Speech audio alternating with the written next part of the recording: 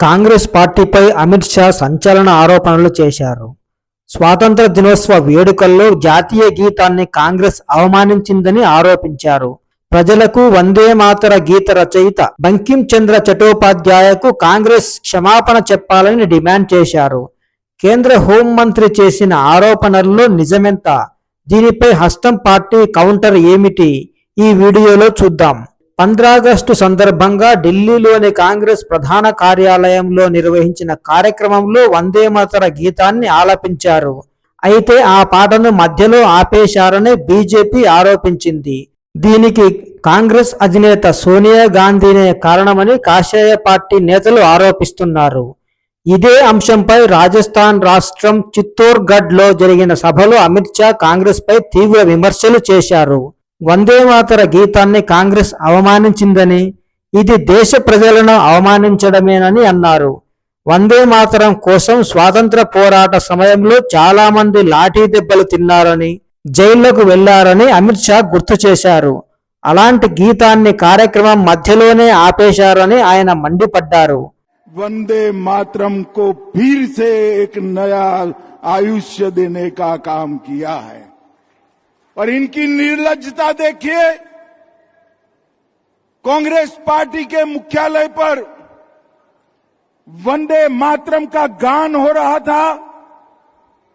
चालू गान में कांग्रेस की नेत्री सोनिया जी ने कांग्रेस अध्यक्ष को गान रोकने का कहा। हम सब टीवी पर देखते रह गए। 80 साल के बाद बंकिम बाबू का ये अमर मंत्र, अमर गान जब फिर से सम्मान प्राप्त कर रहा है, वो भी सोनिया जी को राज नहीं आता है। सोनिया जी, 140 करोड़ की जनता आपको देख रही है। आपके द्वारा किया गया ये पाप इस देश की जनता कभी माफ नहीं करेगी, कभी माफ नहीं करेगी। వందే మాతరం రచయిత బంకిం చంద్ర చటోపాధ్యాయతో పాటు ప్రజలకు కాంగ్రెస్ క్షమాపణ చెప్పాలని అమిత్ షా డిమాండ్ చేశారు. అయితే షా ఆరోపణలను కాంగ్రెస్ ఖండించింది. వందే మాతర గీతాన్ని ఆపాలని సోనియా గాంధీ ఎలాంటి సూచన చేయలేదని స్పష్టం చేస్తూ అసలు జరిగిన విషయాన్ని క్లుప్తంగా చెప్పుకొచ్చారు.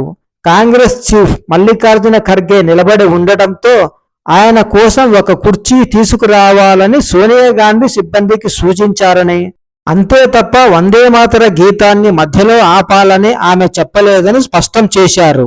पूरा वर्षन गाया गया क्योंकि संसद में इस पर चर्चा हुई, संसद में इस पर बहस हुई, 16 घंटे की बहस हुई। हमने अपनी राय रखी। मैंने खुद सारा इतिहास बताया जो प्रधानमंत्री और गृहमंत्री को जानकारी थी नहीं। सारे सांसदों को मैंने अवगत कराया कि किस संदर्भ में वो वंदे मातरम का निर्णय लिया गया है। पर आज कांग्रेस आज यहाँ इंदिरा भवन में पूरा वंदे मातरम गाया गया। इसमें कोई वाद विवाद का सवाल नहीं उठता। कोई रोकने का कोई प्रयास नहीं था, कोई रोकने का प्रयास नहीं था, क्योंकि लंबे समय से कांग्रेस अध्यक्ष खड़े हुए थे। सोनिया जी कह रही थी उनके लिए कुर्सी लाके रख दो, बस। అంటే ఒకే ఘటనపై బీజేపీ కాంగ్రెస్ వాదనలు పూర్తి భిన్నంగా ఉన్నాయి. ఇదే కార్యక్రమంలో అమిత్ షా మాజీ ప్రధాని అటల్ బిహారీ వాజ్పేయి సేవలను కూడా గుర్తు చేశారు. పోఖ్రాన్ అణు పరీక్షల తర్వాత వచ్చిన అంతర్జాతీయ ఒత్తిడిని ఎదుర్కొంటూ భారత్ను అణ్వస్త్ర శక్తిగా మార్చడంలో వాజ్పేయి కీలక పాత్ర పోషించారని చెప్పారు. గిరిజనుల కోసం ప్రత్యేక మంత్రిత్వ శాఖ ఏర్పాటు చేసిన ఘనత కూడా ఆయనకే దక్కుతుందన్నారు. ప్రధాని మోదీ ప్రభుత్వం కూడా గిరిజన సంక్షేమానికి ప్రాధాన్యం ఇస్తుందని చెప్పుకొచ్చారు. ఇదే సమయంలో రాష్ట్రపతి ద్రౌపది ముర్ము ప్రస్తావన కూడా తీసుకొచ్చారు అమిత్ షా. గిరిజన కుటుంబం నుంచి వచ్చిన వ్యక్తి దేశ అత్యున్నత పదవిని అందుకోవడం గిరిజన సంక్షేమంలో వచ్చిన మార్పునకు నిదర్శనమని చెప్పారు. మొత్తానికి వందే మాతరం విషయంలో బీజేపీ కాంగ్రెస్ మధ్య మాటల యుద్ధం మొదలైంది.